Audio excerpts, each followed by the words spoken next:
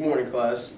My name is David Holley, and today I will be presenting about dealing with difficult employees. I'm sorry that I can't be available today to see you guys' presentation in person, but we have a football game going on right now against Ohio Dominican, and they're currently our number 2 rival behind Grand Valley. So I hope you guys can understand. But we're gonna get right into it. When you guys think of a problematic or a difficult employee, what are some of the things that immediately comes to you guys' mind? Maybe someone who is always late, someone who, has problem taking directions from authority, or someone who's a bully in the workplace, someone who's unproductive or insubordinate. All of these things are categorized as difficult employees or problematic employees, and we're going to expound upon problematic employees and difficult employees more here in a second. Employee code of conduct. Usually employers, they distribute an employee handbook or an employee code of conduct book to basically tell employees or give a central guideline of to what's expected from an employee standpoint, from the employer. It discourages unethical, illegal, or immoral behavior from an employee or the employer as well.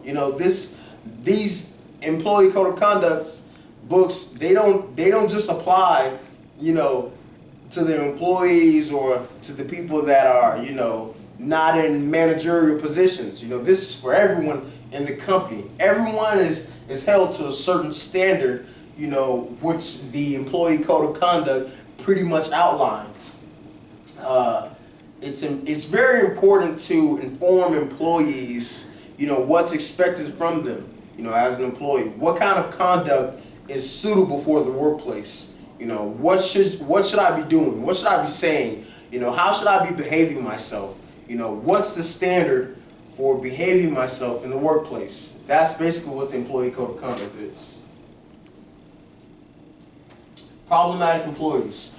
Problematic employees represent a very small portion of today's workforce, but a problematic employee can be a very infectious person, can be a cancer to a company, as far as it pertains to, productivity level, and just the overall attitude, in the workplace.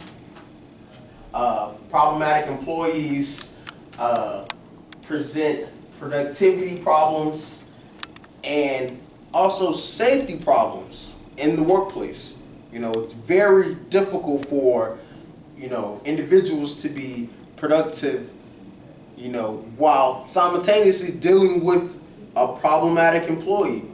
If your comrade isn't on the same page as you when it comes to, being positive about being at work, then it's not gonna work.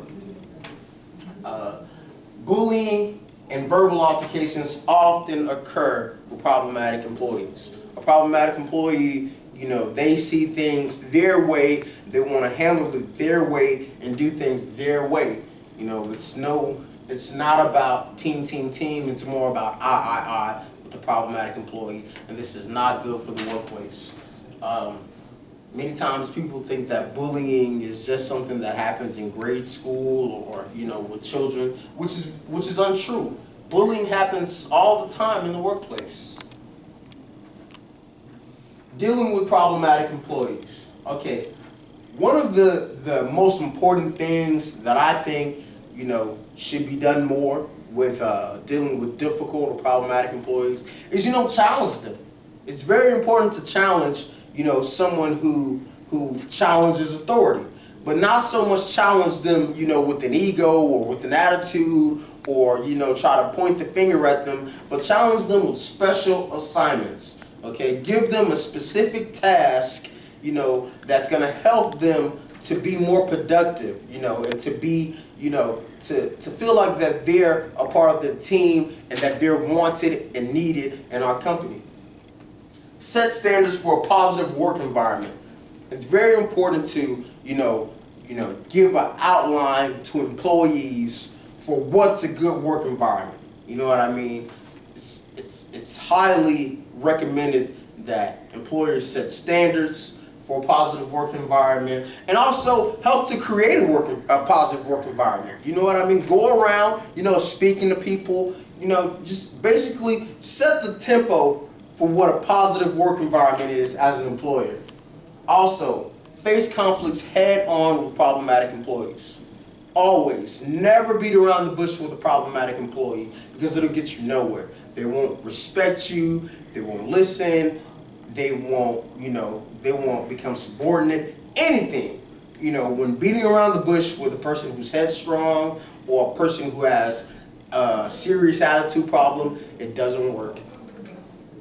Also, document everything. Document everything, possible. Document meetings, document attitude, performance, efficiency. Document everything. Document if they're late, document if they're on time. So in the event that you might have to fire this employee, you can, bring out your handy dandy notebook and explain, hey, listen, this is what's been going on, this is what's wrong, and this is why you can't be a part of the team anymore.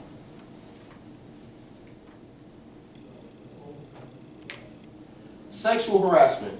Sexual harassment is a very serious issue in today's workforce. Approximately 15,000 sexual harassment cases are brought to the Equal Employment Opportunity Commissions a year. And this is in America alone.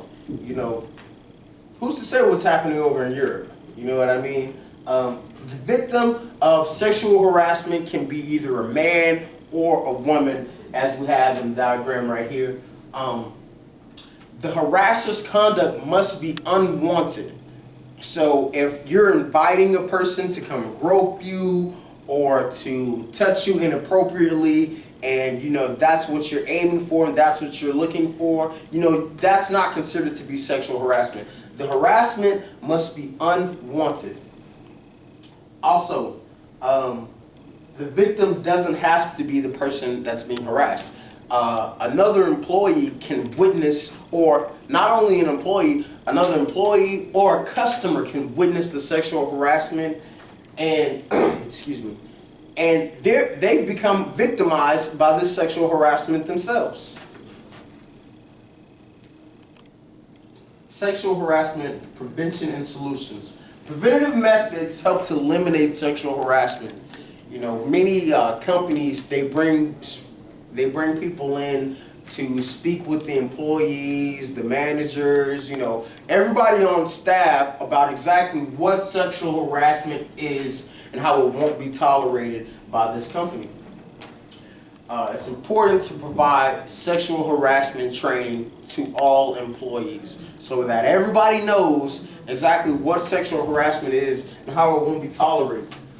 As an employer, you should thoroughly investigate claims of sexual harassment so that you're not liable to, to being sued by a former employee, after you've internally dealt with the sexual harassment claim. In conclusion, we've reached the conclusion of my presentation. A negative employee can be cancerous, which we all know. Attitudes are very infectious. Also, problematic employees are a small portion of today's workforce. Sexual harassment is a very serious issue, which we all know. Anyone can be victimized by sexual harassment, whether it's male or female. Providing sexual harassment training and informing employees about sexual harassment is essential. And lastly, thoroughly investigate claims of sexual harassment. Never brush it under the rug, and never make it seem like it's not a big deal or it isn't a serious issue. That's it. Thank you guys. Hope you guys have a wonderful Saturday.